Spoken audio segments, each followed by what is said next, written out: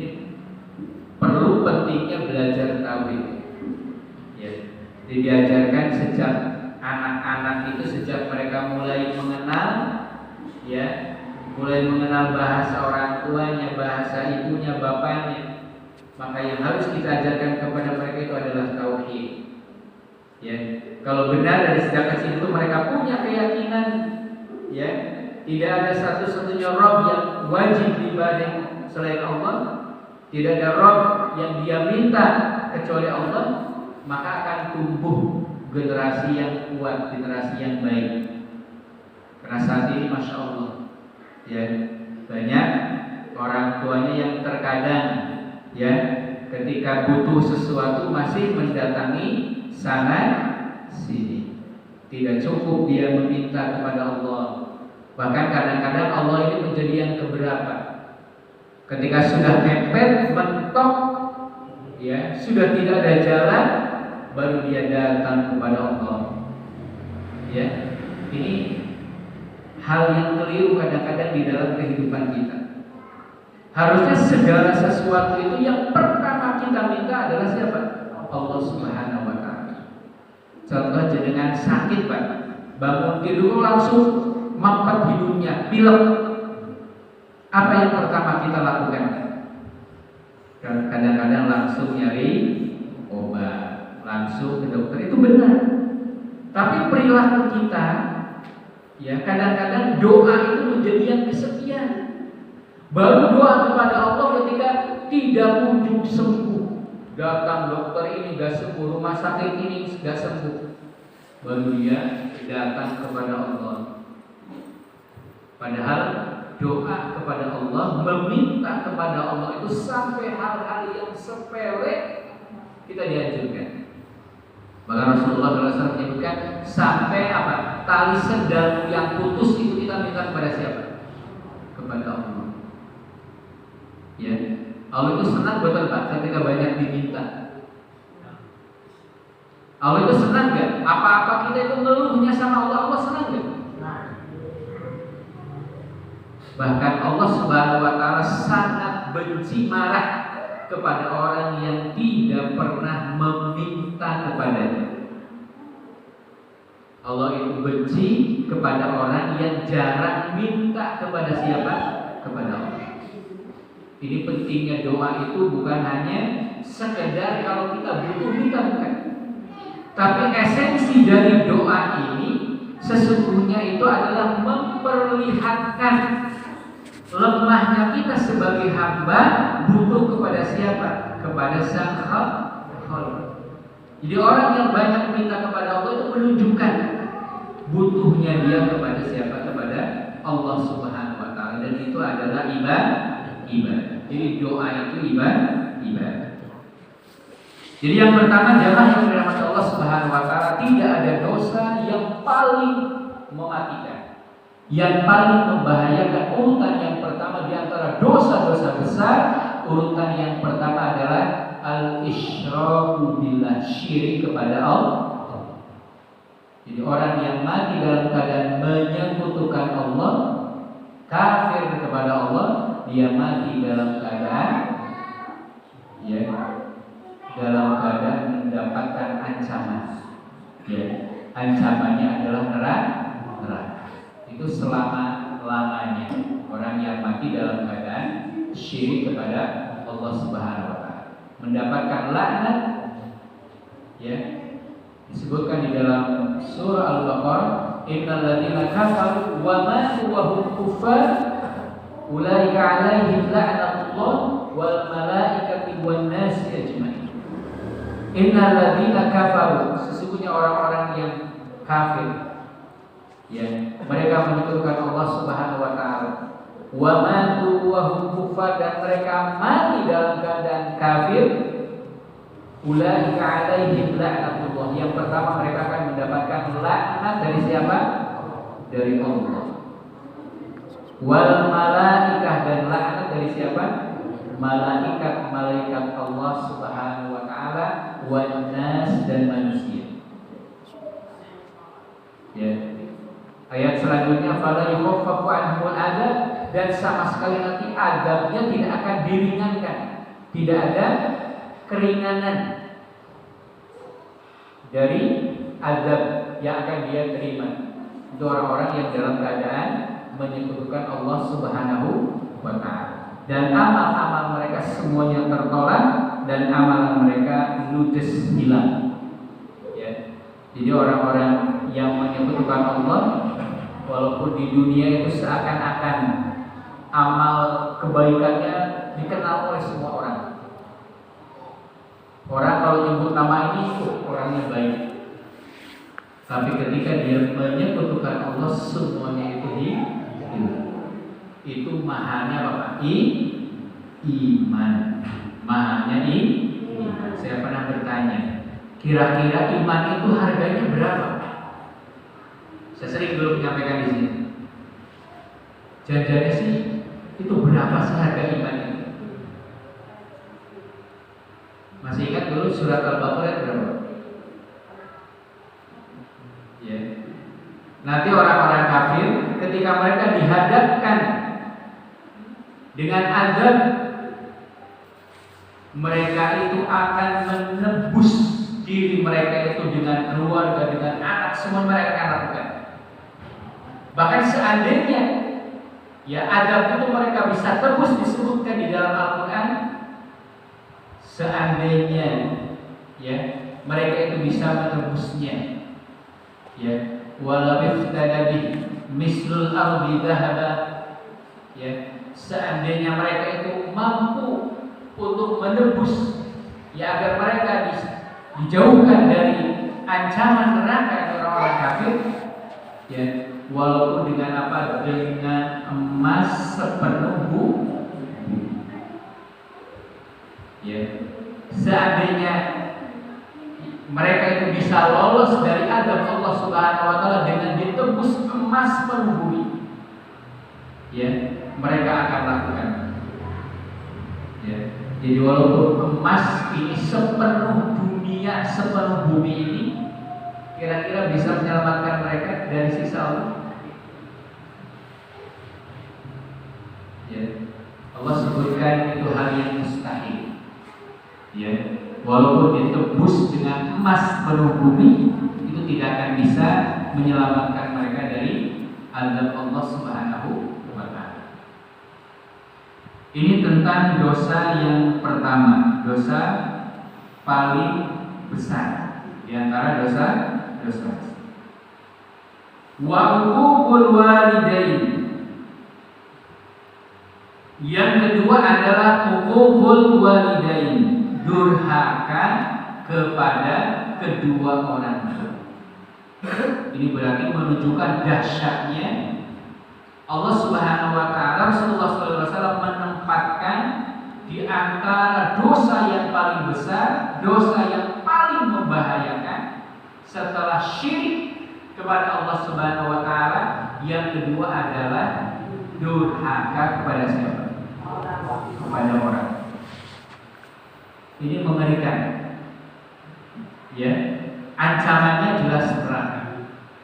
Ancamannya mendapatkan laknat dari Allah Subhanahu wa taala. Orang yang berbuat durhaka kepada siapa? Kedua orang.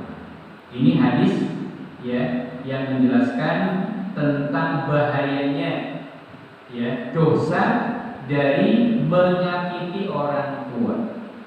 Dosa dari membuat orang tua kita menangis, yang menyebabkan orang tua marah terhadap kita. Dosa yang menjadikan orang tua tidak ridho kepada kita.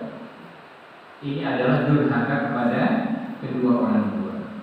Wa kana muttaqian, dan Rasulullah SAW yang sebelumnya bersandar, kemudian beliau duduk tegak dan melanjutkan sabda beliau, ala wa qaulu zur, dan yang ketiga adalah perkataan dusta. Mazala yukarriruha hatta qultu ya laita sakat.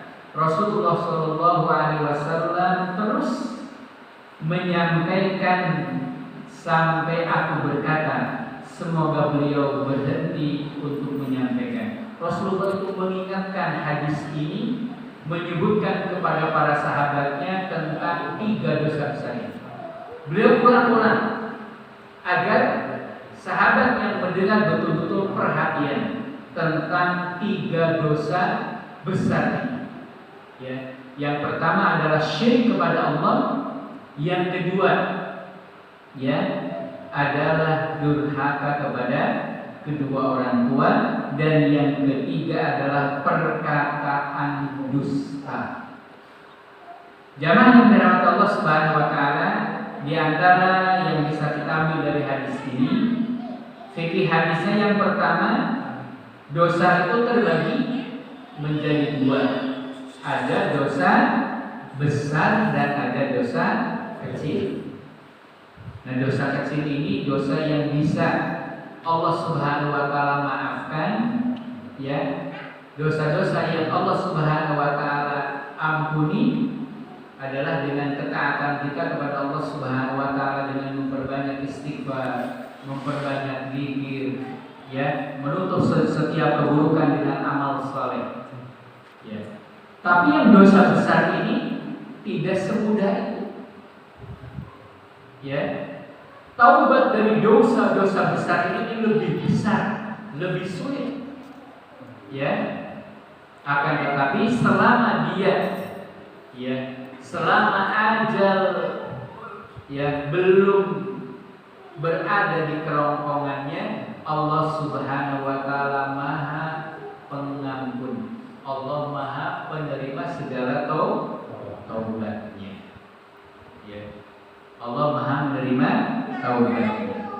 Selama dia bertaubat kepada Allah Subhanahu wa taala, contoh dia telah melakukan uququl walidain, dia menjadikan kedua orang tuanya tidak ridho kepadanya, orang tuanya murka kepadanya, maka selama ada orang tua, dia meminta ampun, meminta maaf, meminta ridhonya sampai orang tua itu ridho kepadanya. Atau ada orang yang mungkin telah berbuat uququl walidain, dia belum sempat meminta maaf kepada orang tuanya meninggal, maka tugas dia adalah senantiasa meminta ampun kepada Allah Subhanahu wa taala, beramal yang mendekatkan dia kepada Allah Subhanahu wa taala. Di jamaah yang dirahmati Allah Subhanahu wa taala, itu antara hadis yang pertama. Yang kedua, dari hadis ini adalah peringatan keras terhadap perilaku durhaka kepada orang tua dan berkata dusta. Hati-hati dengan durhaka kepada orang tua, dan hati-hati dengan perkataan dusta. Ini bisa jadi Allah Subhanahu wa taala akan mengangkat dari kata-kata kita ketika kita berbohong, ketika kita berdusta. Ini khawatir Allah Subhanahu wa taala naikkan level dosanya menjadi dosa besar. Karena ada kebohongan yang dianggap kecil, itu bertingkat, tergantung dari mana tingkat dia berbohong. Ketika berbohong di pengadilan, berbohong ketika dihadapkan dengan saksi, itu berbeda. Berbohong di depan anak, berbohong di depan istri berbeda. Berbohong di depan orang tua berbeda. Ini bertingkat. Semakin besar dia bersikap atas kedustaannya, maka tingkat dosanya pun bertingkat. Bisa jadi sampai dosa besar. Ini dari perkataan dusta. Durhaka kepada kedua orang tua termasuk dosa besar. Penegasan akan haramnya bersaksi palsu dan besarnya keburukan kesaksian tersebut. Yang disebut dengan qaul zur adalah dusta, batil, tuduhan palsu, atau dia bersaksi dengan persaksian palsu. Ini dosanya termasuk dosa besar. Ketika sudah di persidangan dihadapkan dengan saksi, maka saksi itu memberikan persaksian palsu, ini kedustaannya bertingkat, bisa termasuk ke dalam dosa yang membahayakan, dosa besar. Ini kesaksian palsu. Dan di sini menyebutkan kecintaan para sahabat kepada Rasulullah dan mereka bersikap sangat sopan kepada beliau. Ya, itu ditunjukkan ketika Rasulullah mengulang-ulang itu sahabat mendengarkan dengan seksama. Mendengarkan betul dengan seksama sampai orang sahabat itu mengatakan, ya, semoga beliau berhenti untuk menyampaikan. Artinya sahabatnya hanya di dalam hati.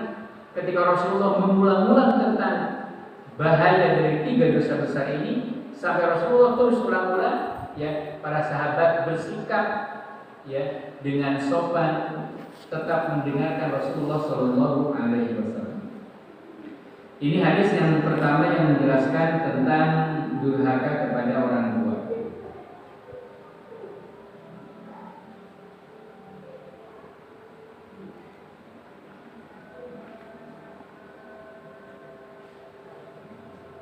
Selanjutnya jamaah yang dirahmati Allah Subhanahu wa taala,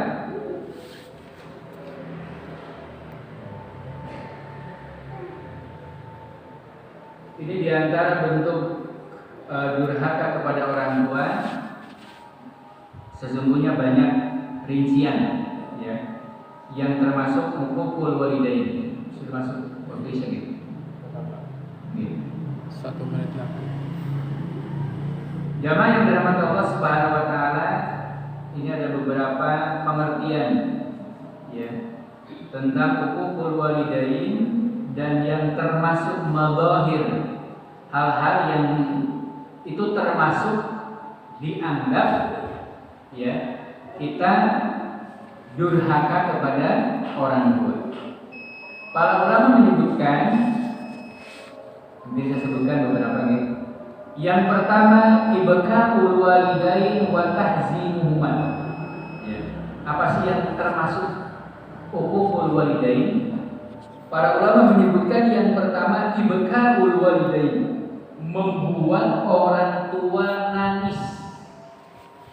Wa tahzinuhuma, dan membuat keduanya sedih. Nangis otomatis sedih. Ini bukan nangis senang. Karena ada nangis bahagia, ada nangis menderita. Beda. Tangisan bahagia dan tangisan menderita. Membuat orang tua kita menangis, ya, karena sakit hati atas perlakuan kita dan membuat mereka berdua bersedih, ya, sawaun bil qaul, membuat mereka nangis itu baik dengan ucapan, awil fi'li, atau perbuatan, ya. Ini termasuk kategori urutan pertama, apa? Hukukul walidain. Sesuai hadis yang pada pertemuan sebelumnya dari sahabat Thailasah, termasuk dosa besar itu ada 9. Beliau menyebutkan di antaranya adalah membuat orang tua menangis.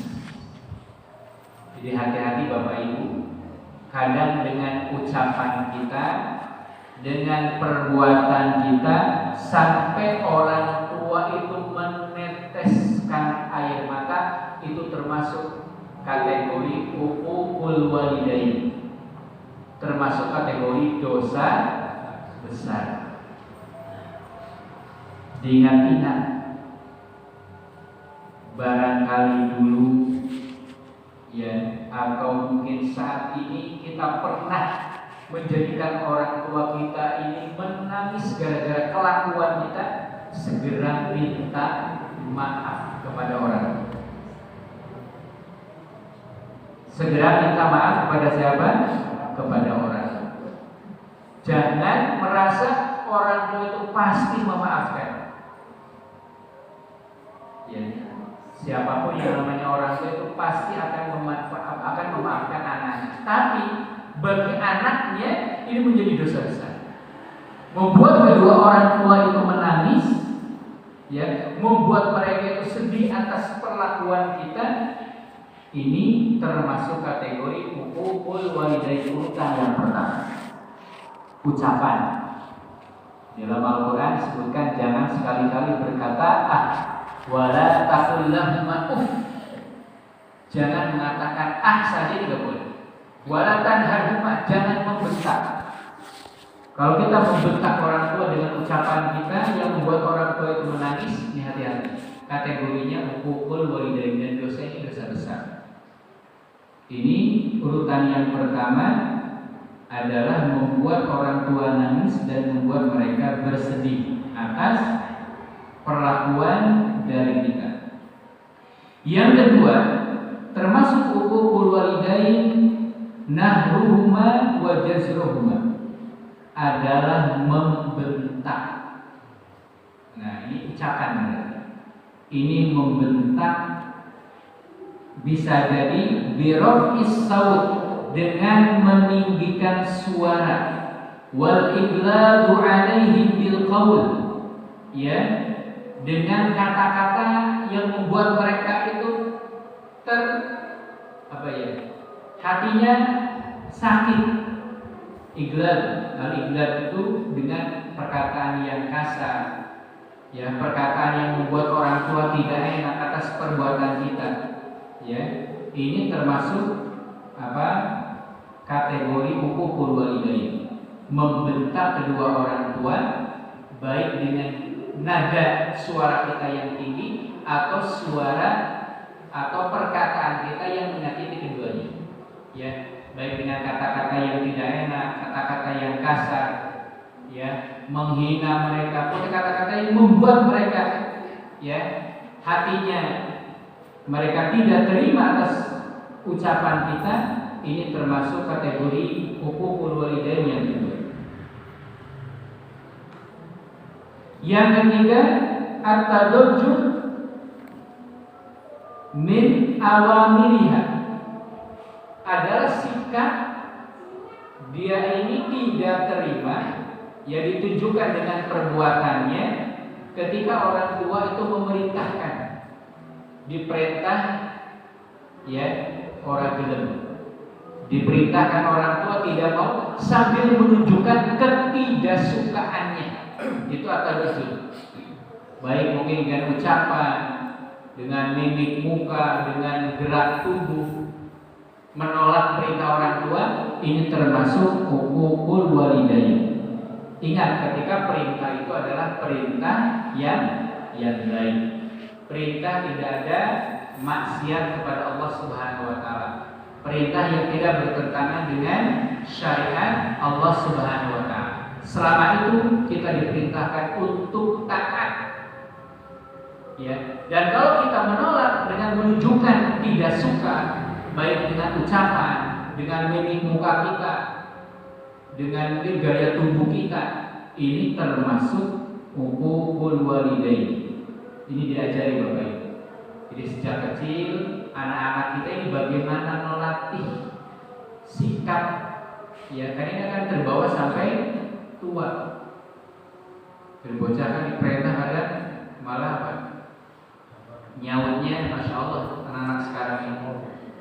Jadi kalau nggak dilatih sampai usia balik, mereka nanti dewasa, hati-hati, ya, hati-hati, ya, dengan dosa uququl walidain.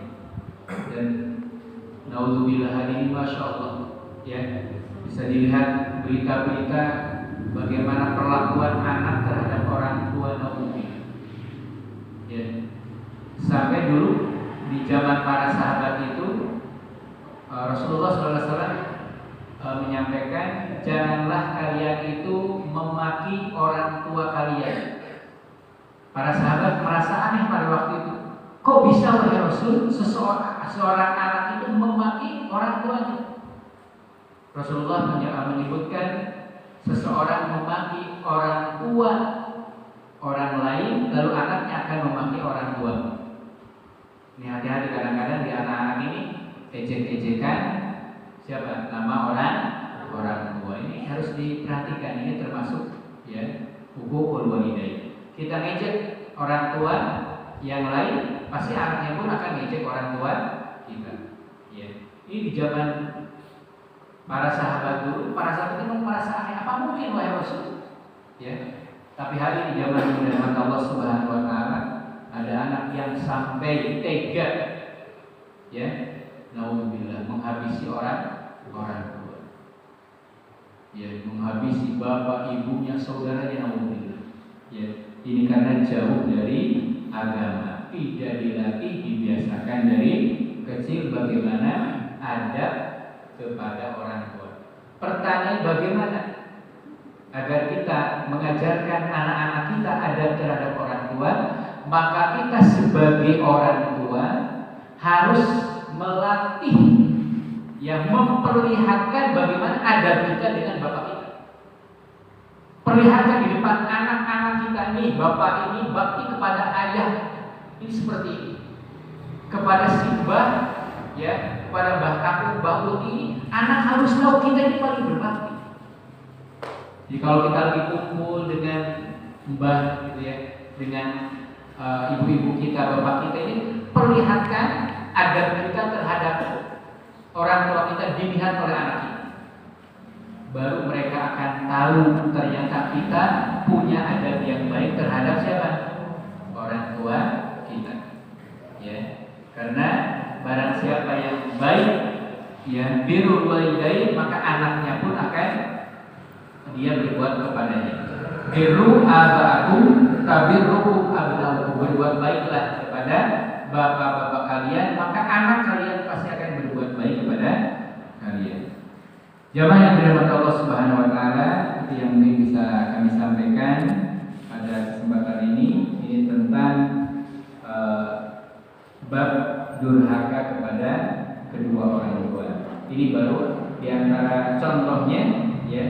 Di antara contohnya masih banyak. Ini yang pertama, membuat orang tua kita nangis, membuat orang tua kita bersedih, membentak orang tua dengan perkataan, dengan ucapan, ya.